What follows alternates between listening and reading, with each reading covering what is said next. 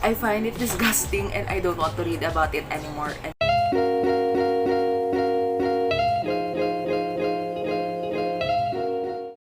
Hello everyone, welcome to my channel. This is Sinag and welcome to a new video. What we're going to do is I decided to read my 2022 anticipated reads or the new releases for this year. I actually have a lot of books that I am very much anticipating to read that are going to be published or was published this year, but I narrow it down to 4 books because the other books that I am highly anticipating to read is included in my other vlog projects or TBR projects. So in this video, we're going to read 4 books. So that will be No Longer Afraid by Christina C. Jones, That Time I Got Drunk and Yeeted a Love Potion at a Werewolf by Kimberly Lemming, and then Corsairs, Mathiras by Ruby Dixon, and Babel by R.F. Kuang. So all 4 of these authors were actually included in my favorite authors list, and so I trusted them to give me what I wanted, to give me the compelling storytelling and writing style and very entertaining book to read. And so if I am going to predict or rank these books based on my prediction in terms of my enjoyment, I think the first one or the rank one will be Corsairs, Mathiras, because aside from loving Ruby Dixon's writing style, I love reading about the Corsairs. My initial prediction to the Corsair Brothers series is that I'm going, if my memory serves me right, is that I'm going to like Helen's story the best. Aside from that, in terms of entertainment, I know that Ruby Dixon can give me what I wanted in terms of what's going to make me happy. Second one, or the rank 2, I think will be That Time I Got Drunk and Yeeted a Love Potion at a Demon. Though Kimberly Lemming's writing style is kind of a new thing for me. I love the humor in her works and how she writes banters between the characters. I trusted her to give me the humor and the entertainment that I wanted. And then the third one, or the rank 3, will be No Longer Afraid by Christina C. Jones. I have a hit or miss kind of relationship with Christina C. Jones's books in terms of entertainment. I love her writing style and her concepts, or how she wrote the characters in her books, but in terms of entertainment, it's kind of a hit or miss for me. So I think it's safe to say that she's in the third rank in this predictions.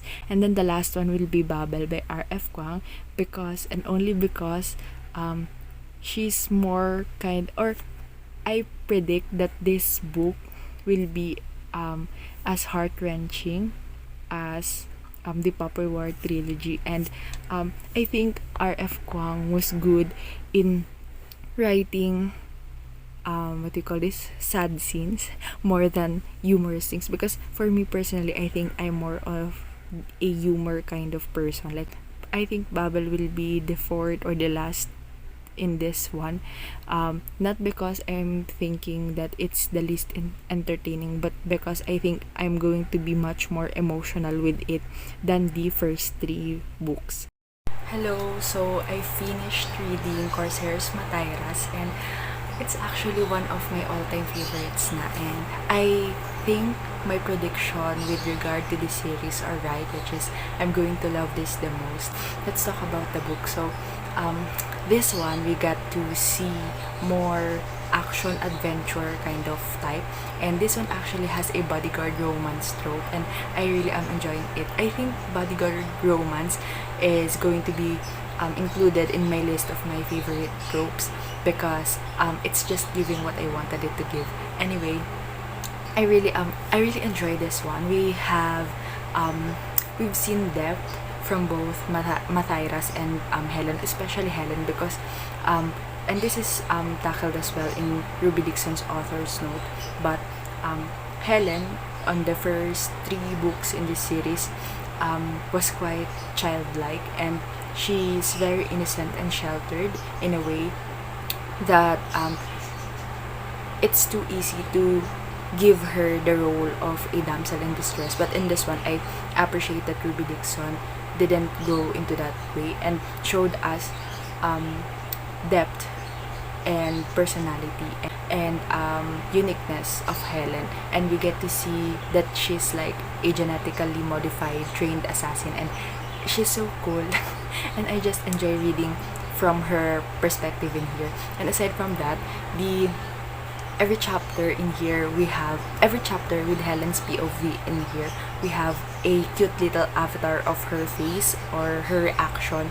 with regard to what is happening in that chapter, and it is just so cute.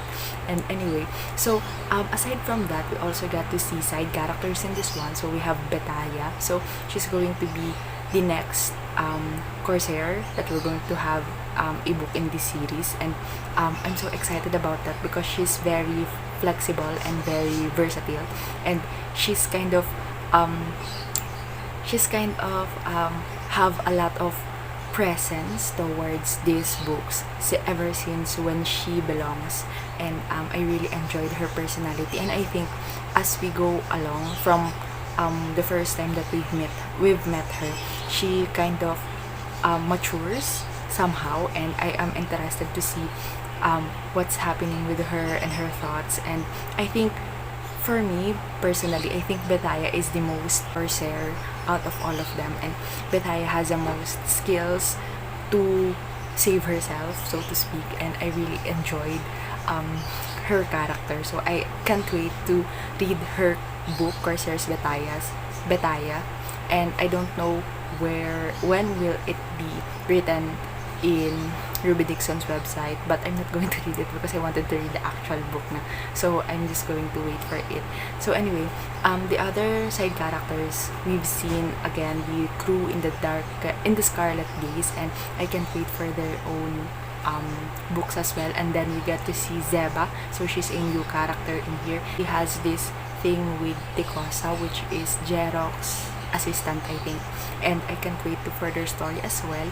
And then we get to see Neri in here. So if you don't know, or if you haven't read the Ice Planet Barbarians and Icehome series, Neri is actually a friend and co-worker of Marduk. So this is going to be a spoiler for Ice Planet Barbarians and Icehome series. So Neri is a co-worker and friend of Marduk before he settled down in the Ice Planet.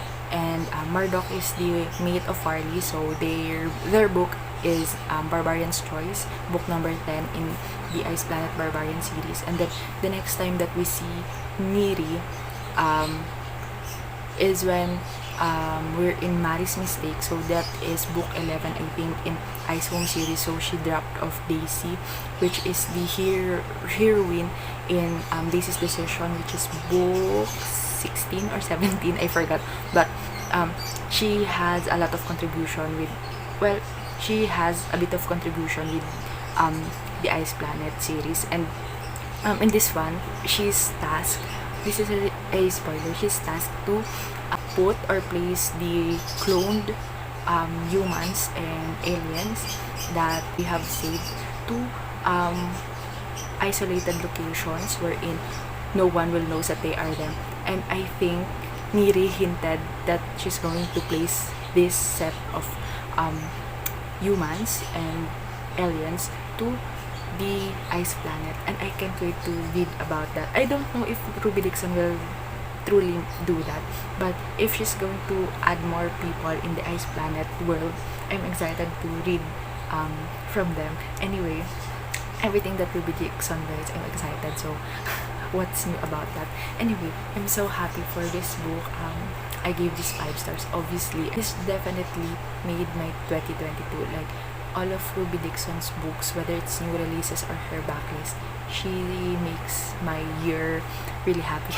So anyway, I really enjoy this one and I highly recommend. So aside from that, let's talk about Mathiras and Helen for a while, because they're the main characters in this one. So Helen, since she's a Kuraaki, we doesn't really know what's her thing or what she's all about, because the only alien species that we've got to encounter from before are, aside from humans, are Mesaka and Diaani and Misaka, Daani, and Praxian. So we don't know much about the Kuraaki, and in this book we get to know a bit about how the cloning processes goes, and Helen's what do you call this, or the Kuraaki's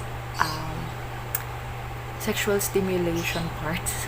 Like she has a lot of clit, like she has one on her behind her ears, and then on her navel, in her belly button, and then a row in her down there, and then in between the ass cheeks, and I don't know.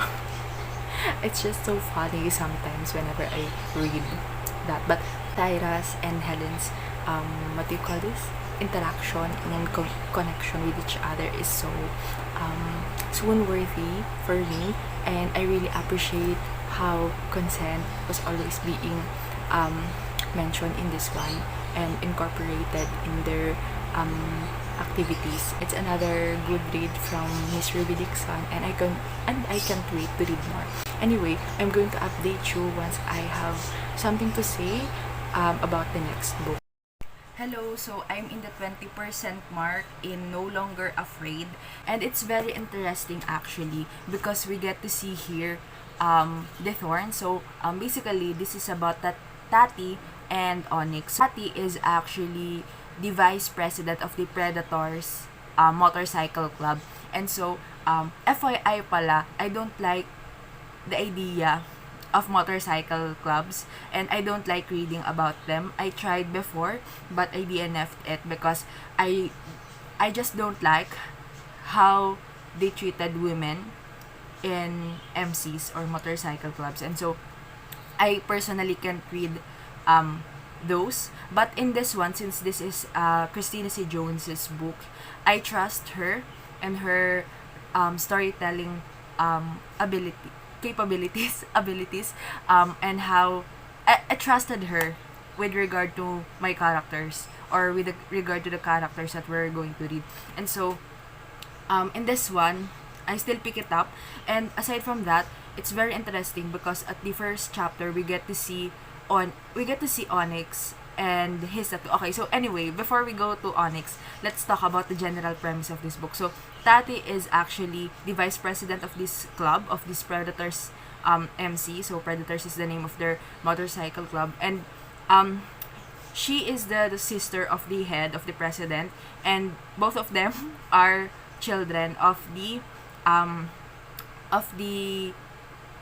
former leaders of this club. So their former leaders were brutally murdered, and they are finding who murdered them. I am still not sure whether they are avenging them or not. But in this one, Onyx, on the first chapter, Onyx was recruited by them because he was found to have beaten their members. And so Blue, or Brandon, the president of this club, saw his potential being a part of their club, and so they have kind of initiated him. And so their kind of rite of passage is by tattooing their seal or their logo on his neck. I forgot where part of the body it is, but he needs that tattoo. And so what do you call this, Tati was very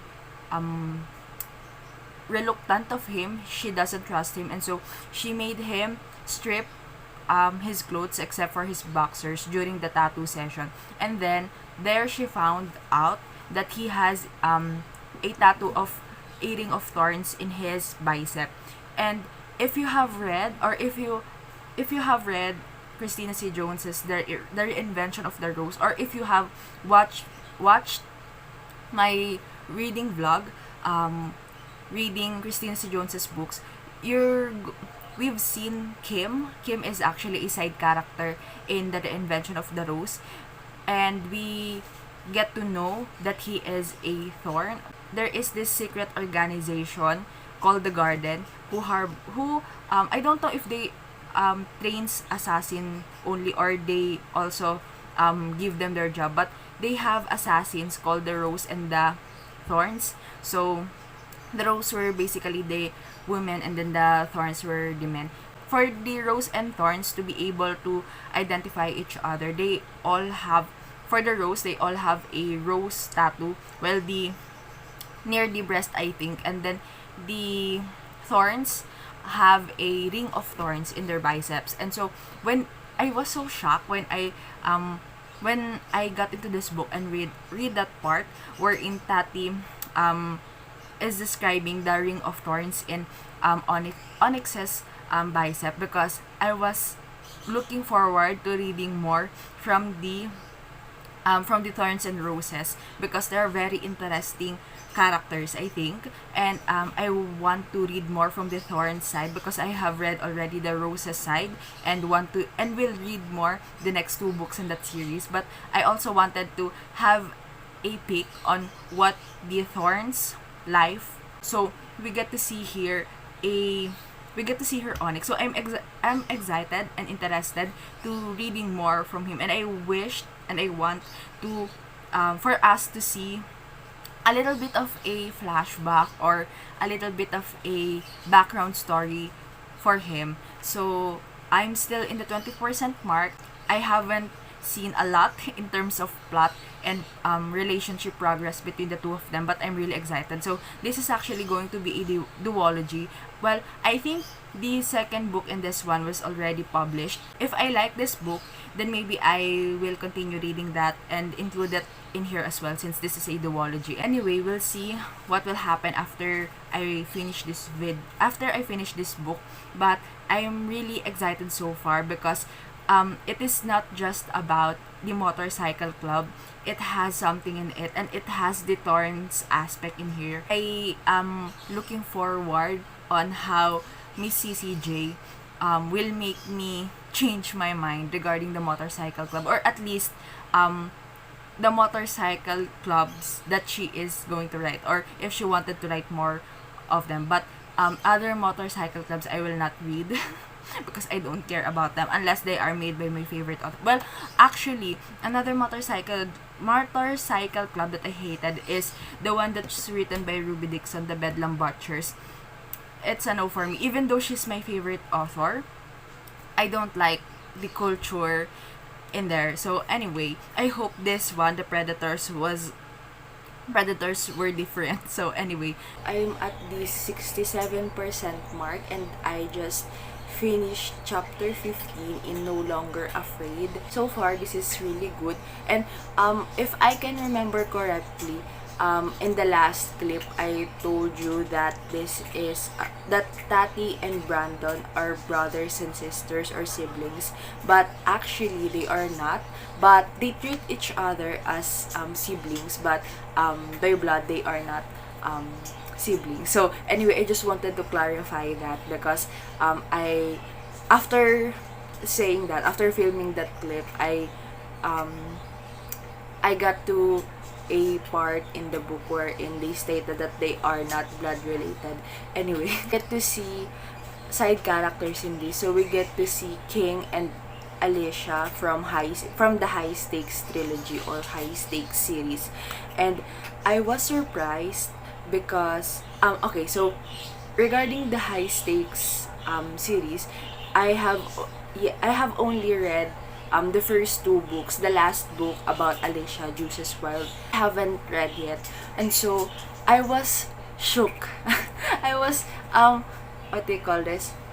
I was surprised to read here that okay, so this is kind of going to be a spoiler for The Garden. So if you have watched my Christina C. Jones's reading vlog, I mentioned in there that I wanted to read the garden or what happened back then in the garden, because it seems interesting based from what I have read, from the little bit of what I read in the reinvention of the rose.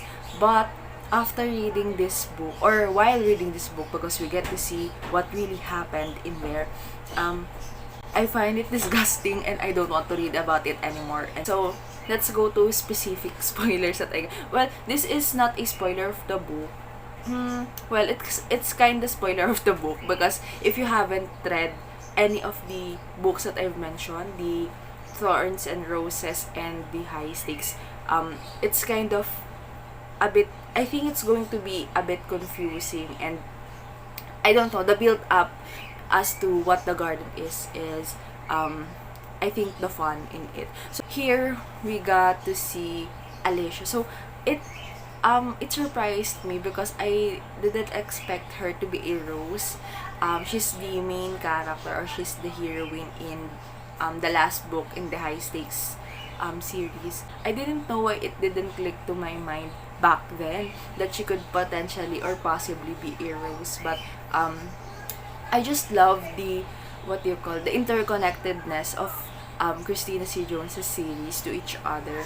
At the halfway mark, there's a SA that happened to our heroine. So that is a content warning for this book. It is not too graphic, but it's kind of described a little bit. I was thinking maybe I'm also going to read the second book, because this is a duology in this vlog, because they are connected. From what I can remember, this first book was told to be ending in a cliffhanger, and I just wanted to be done with it. I'm finally done with No Longer Afraid, and I'm definitely going to read the second book in this one, because this one ended in a cliffhanger. So I am curious as to what's going to happen next, but I kind of have an inkling. I enjoyed reading the banter between Onyx and Tati, and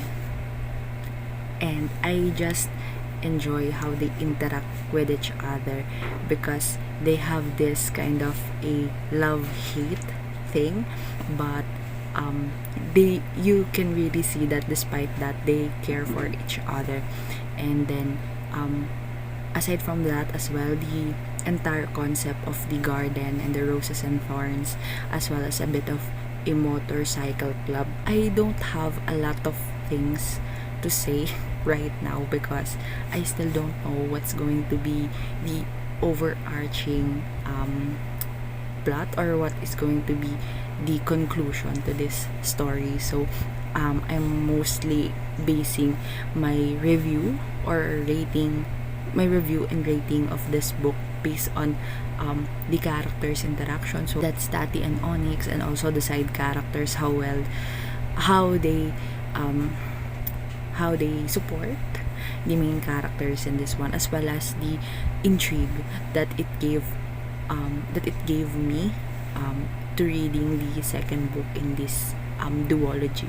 Anyway, I'm very much interested to read Raised by Wolves, and I'm going to vlog it as well in this one, but I think I'm going to give this book 5 stars, because it gave me what it said it will give. Like it gave the intrigue, because that's the purpose, I think, of this first book, is to lay out the groundwork, let us get to know the characters, as well as make us feel the intrigue and interest for us to know more about the garden and what's going to happen in the overarching plot of this book. So I think it successfully achieved those goals, and so it's really a 5-star read for me. Aside from that, Christina C. Jones's writing style is really good as usual, and yes, so I really enjoyed this book a lot, and I highly recommend so far, and we'll see what my thoughts are going to be with the next book. So this is the next day. I wasn't able to stop myself from reading Raised by Wolves. So basically, I'm done with it na. I just recently finished it and it's very compelling. That's what I did all day. I just read this book. I don't know what to talk about it or how to talk about it because this one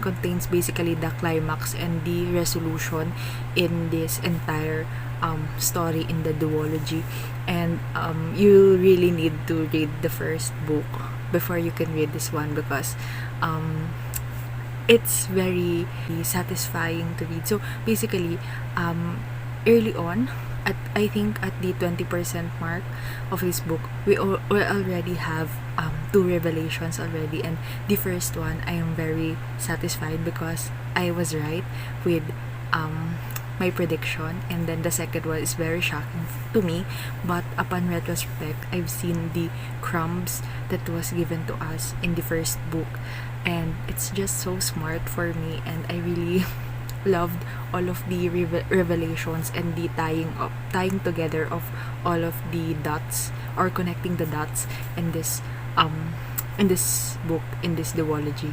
And so I gave it 5 stars obviously, and I highly recommend this duology. Though please take note of the content warning in this one. Is child abuse, what else, death in general, death and violence towards women, children, and other people. Aside from that, please also take note na rin that this one has a lot of spoilers regarding the garden. So if you don't know the garden yet, or if you don't want to get spoiled about the garden, then I suggest you read first her other books concerning the garden, the Roses and Thorns trilogy, and then Juices Wild in the High Stakes trilogy.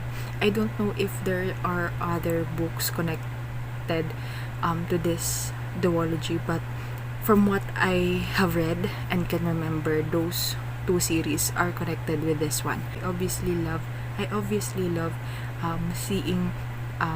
seeing the main characters on other books as side characters in this one, and Onyx and Tati are very cute together, and Onyx is very book boyfriend vibes, and I just love their banter and their kind of hate to love relationship at first. I'm finally finished with that time I got drunk and yeeted a love potion at a demon. I need to process what I've read, so I just finished it a few minutes ago, and so far I like this series a lot, and I like this installment, and I think it's because the world was set up well. Our main characters are very fun to follow. So we have here Bree and Felix. So Felix is a werewolf, and Bree, I like her name because Bree is a name of a cheese, or a kind of cheese, and she has a brother that's named Gouda, and he is also a cheese, or named after a cheese. And I just realized that name convention in this book. I just find it fun. The name conventions in this series are fun. So in the first book, we have Cinnamon and her family named after spices, I think, if my memory is correct. And here we have Brie, and hers is cheese. And so I don't know, I just find it really fun. This one, we have a macro plot which involves it's kind of a continuation of the first book, or at least the mystery of it, but I won't spoil it in here. But I find the macro plot to be okay. I mean, it isn't rushed. I find the macro plot okay. It happened during the middle part of the book until the end. So basically, the first half, we have the problem, or we focus more on Bree eating a love potion on Felix. And that's basically the first half of this book and their dynamics. And now that I think about it, I think it is the perfect balance, at least for me, of fantasy and romance in a fantasy romance book, because we have enough time to see our main characters be together and work towards their relationship, and then we also get to have enough time to see the fantasy aspect of the genre and see the different machinations and outside things going on with regard to the book. So I think that fantasy and romance element was well balanced in this book than the first book, because the first book, for me personally, has a lot of the fantasy aspect because it is the first book. It kind of has the job to set the world and to introduce a lot of characters, introduce different dynamics, or introduce how the world works in this one. And so I think I enjoyed this book more than the first one because of that. And I can't wait to read the third book, which will be about Dante. And I don't know if it is going to be set here in Buhale as well, but his book could go on a lot of different directions, and I just want to read more. And I'm so happy that we have a lot of characters or side characters in this book, because I just wanted more from this world and from Kimberly Lemming. So I definitely like Kimberly Lemming's writing style, and that's already a plus. And another side note, we also get to see Alexis the Sword in this one. So if you have read Mishaps, it is also set in this world. I think I'm going to give, my ring light is already dying and I needed to sleep na. So I think I'm going to give this 5 stars because of that. And I just really enjoyed this book a lot. And yes, it's a very fun read for me and a fast read as well. And so it definitely deserved that, and I also highly recommend it. Obviously, this series I highly recommend. So I think that's all for this video. I'm ending this in a very dark light because I am in my room. Well, anyway, I'm not going to read Babel in this reading vlog. It is still an anticipated read for me, but I don't know what I thought back then. Books that are not romance or anything outside the romance genre, I kind of find it hard to read in a way that they always take a lot of time for me to finish them. I don't want it to affect my reading vlogs because I always wanted to just be done with it and edit it, and so that my phone storage will have a lot more free space. And so I can't afford to do a really long reading vlogs wherein it heavily depends on the book's length and my mood reading feelings because usually most of the time I am not in the mood to read anything outside of romance. So anyway, this is getting dark now, but if you have read any of these books, please comment down below what you thought about it, and if you agree with my thoughts about it, or if you have anything to say, and if you have recommendations as well for the next year, because I'm always looking forward to new releases, especially to the authors that I like. So if you have any recommendations, you can also comment that as well. And yes, that's all for me for now. You cannot see me anymore, but thank you so much for watching, and please don't forget to like and subscribe if you like this video, and if you like to hear more from me or to know more of my thoughts about the books that I'm reading. And if you really wanted to know all of my thoughts about all of the books that I'm reading, please go follow me or send a friend request to me on Goodreads, because all of the books that I read, I review in there, and so you'll always get to know what are my feelings and my thoughts about the books that I've read, because I don't vlog or I don't make dedicated reviews or dedicated videos for all of the books that I am reading. And so if you wanted to know more or follow more on the review aspect, or on how I review books and my thoughts on the books that I review, please go check my Goodreads profile for that. And yeah, so that's all for me. I have said a lot, but thank you so much for watching, and bye bye.